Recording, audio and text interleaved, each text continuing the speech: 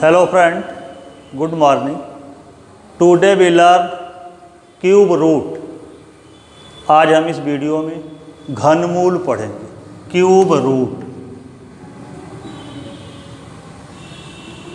Root, घनमूल। At first we know its definition. Cube root किसी संख्या का घनमूल वह संख्या होती है जिसका घन करने पर वह संख्या प्राप्त हो जाती है। Cube root is the number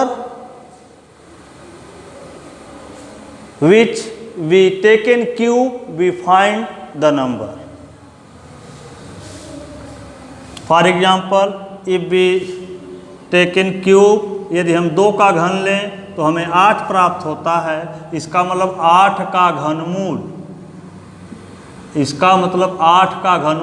चूंकि 2 का घन करने पर 8, तो 8 का घनमूल हो जाएगा 2।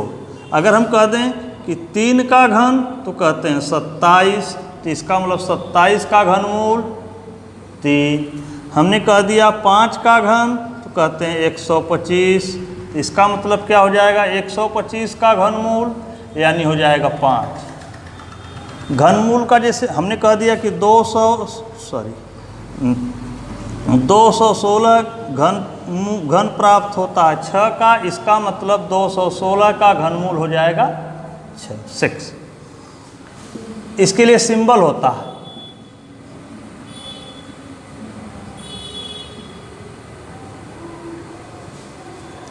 आठ का घनमूल, माने इसके लिखने का तरीका 8 का घनमूल माने √8 3। हमने कहा 27 का घनमूल √27 और या 8 to the power 1/3, 27 to the power 1/3, माने इसकी पावर को 1/3 कहें या रूट में रख के (3) इसके कौड़ी के अंदर, जैसे होता बाहर नहीं लिखेंगे, इसके अंदर कहाँ रहेगा, इसके अंदर। माने ये तरीका हमारा लिखने का ये गलत है। हमें लिखना कैसे है, इस तरह से, इसके अंदर आना चाहिए।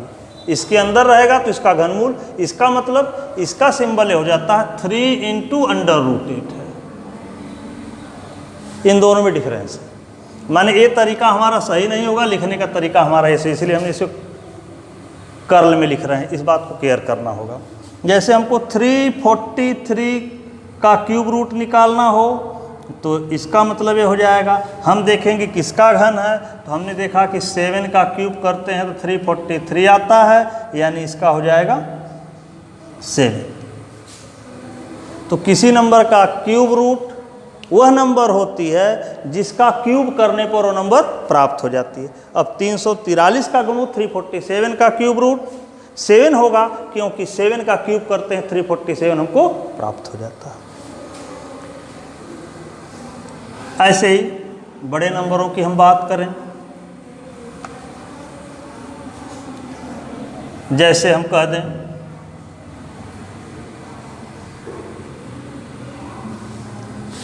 1331 का घनमूल, 1331 का घनमूल यानी 1331 इन क्यूब √3, इसका मतलब हो जाएगा 11। हालांकि घनमूल निकालने की विधि ये तो सिंपल हमको याद रहेगा। हमने कह दिया अगर जो है 1728 का घनमूल, कहते हैं 12 का घन करने पर आता है, इसका मतलब इसका 12 हो जाएगा। हम कहें 4096 का घनमूल, यानी हम देखते हैं 16 का घन करते हैं 4096 आता है, यानी जो है 16 हो जाएगा। तो इस तरह हम याद कितना रखेंगे, इसके लिए हमारे पास कोई प्रोसेस, कोई मेथड होनी चाहिए जिससे हम जो है क्यूब रूट आसानी से प्राप्त कर लें।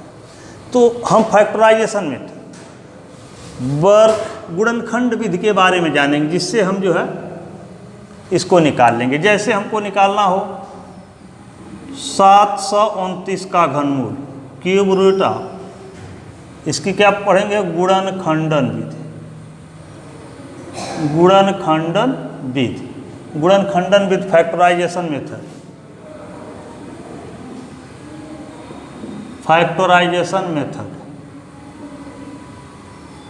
इससे निकालना होगा। तो इसको निकालने के लिए हम क्या करेंगे, जैसे हमने पढ़ा था कि जब वर्गमूल निकालते थे इसका गुणनखंडन करते थे, अभाज्य गुणनखंडन, प्राइम फैक्टर, वैसे इसका भी करेंगे। अब हम इसका कर दिए, तो हम देख रहे हैं 7 दूना 9 9 18, यानी 3 से कट जाएगा। तो 3 दूना 6, 1 3 चौके 12, 3 तिरिके 9, फिर से 3 8 24, 3 1 3 8 1 9, फिर कटेगा। 3 दूनी 6, 3 7 21, 3 9 27, 3 तिरिके 9, 3 1 3। तब तक काटते रहेंगे जब तक कि 1 ना हो जाए। जब आ जाता है तो इसको हम लिख सकते हैं क्या, 3 into 3 into 3 into 3 into 3 into 3, 1 2 3 4 5 6 time. और चूंकि क्यूब रूट लेना है, इसका मतलब कि 3 3 का ग्रुप बनाएंगे, 3 3 का समूह बनाएंगे, और उसमें से एक एक ले लेंगे, एक समूह से एक, इसमें 3 का, तीसरे में 1, इसका मतलब क्या, 3 3 9। ये हमारा आंसर बन जाएगा। ऐसे ही मान लीजिए हमको निकालना हो 4096 का, या हम दूसरे का 1331 की बात करते हैं, 1331। तो जब 1331 का करना होगा तो देखिए क्या करेंगे। 1331 का घनमूल हमें निकालना है। अब इसको निकालना होगा तो क्या करेंगे, सबसे पहले हम इसका फैक्टराइजेशन करेंगे। 1331, 1331।